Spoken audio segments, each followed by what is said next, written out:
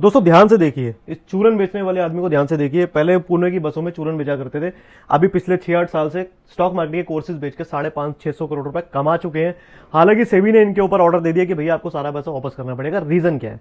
Reason ये है कि एक तो इन्होंने जो कोर्स की फीस है बहुत हाई फीस ली है, दूसरा ये ट्रेडिंग टिप्स देते थे जो कि अलाउड नहीं है, तीसरा सुनने में आता है कि उन्होंने पंप एंड डंप भी करा है काफी सारे स्टॉक्स के अंदर, चौथा ये इस तरीके से स्टेज पर खड़े होकर नाच नाच के लोगों को एक्साइट करते थे, इन्फ्लुएंस करते थे और लोग इनके कोर्सेज लेते थे।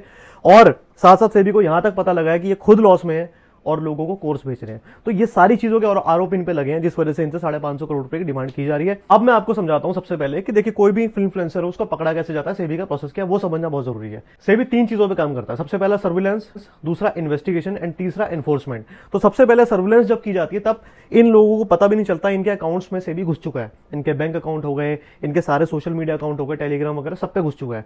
उसके बाद इन्वेस्टिगेशन का जब टाइम आता है तब इनको अप्रोच किया जाता है और इनके सारे अकाउंट रैंडम इनके ऊपर एक्शन लिया जाता है और हो सकता है कि सर्च ऑपरेशन भी चलते हैं और वहां पर जाकर के इनकी सिस्टम तक में घुसा जाता है, कंप्यूटर्स में घुसा जाता है कि एक्चुअली इनके पास जो डेटा है वहां से चीजें कुछ प्रूव हो रही है कि नहीं हो रही। एंड देन फिर आता है इनके ऊपर एनफोर्समेंट। जो एनफोर्समेंट अब हुआ है, यानी इनके ऊपर जो भी कार्रवाई हुई है वो हो चुकी है और अभी जो 550 करोड़ का फाइन लगा है या जो भी इनसे पैसा लिया जाएगा वो एनफोर्समेंट का पार्ट है। तो इन 3 पार्ट में आपके ऊपर एक्शन होता है।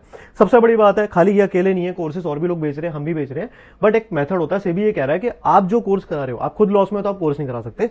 तो अगर आप कोर्स करा रहे हो, जो भी आप स्ट्रेटेजी बता रहे हो, क्या उसका आपके पास बैक टेस्ट या फॉरवर्ड टेस्ट का रिजल्ट है या आप रैंडमली कुछ भी उठा के बोल रहे हो? जैसे हम लोग हैं, मेरी मास्टरी ऑप्शंस के अंदर है, ठीक है, तो मैं जो भी स्ट्रेटेजी सिखाता हूं या चार्ट के ऊपर भी कुछ बताता हूं तो उसका मेरे पास 3-3 साल का बैक टेस्ट रिजल्ट होता है एंड फॉरवर्ड टेस्टिंग का रिजल्ट भी 6-6 महीने का रहता है। तो इसलिए मेरी स्ट्रेटेजीज इसलिए बेस्ट होती है, हम लोग का बैक टेस्ट रिजल्ट भी है एंड फॉरवर्ड टेस्ट का रिजल्ट भी है। ऐसा अगर कोई मेंटर हो तो आप सीख सकते हो। दूसरी बात कि 14-14 साल 12-12 साल के बच्चों को सिखाते हैं और आप देख रहे हो डांस कैसे चल रहा है यहाँ पे स्टेज पे खड़े होकर। इनसे कोई पूछो कि 12-14 साल का बच्चा अगर ट्रेडिंग कर पाता, तो हम लोग 8-8 साल से ये जर्नल बनाने में लगे हुए हैं। हर दिन का हम आज भी अपना जर्नल बनाते हैं, प्रॉफिट बुक, लॉस बुक, ये देखिए।